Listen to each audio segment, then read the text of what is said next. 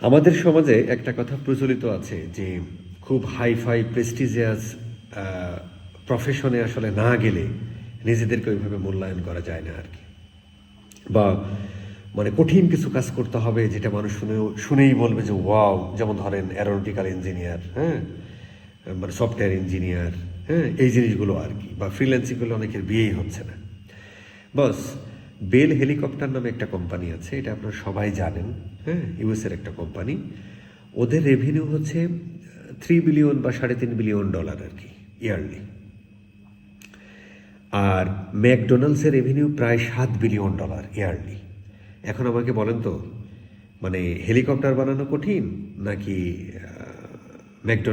ম্যাকডোনাল্ডসের burger বানানো কঠিন? নিশ্চয়ই হেলিকপ্টার বানানো কঠিন। তাহলে কি করছেন দ্যাট ইজ নট ইম্পর্টেন্ট, কীভাবে করছেন সেটা ইম্পর্টেন্ট। যেটাই করেন ভালোভাবে করতে হবে।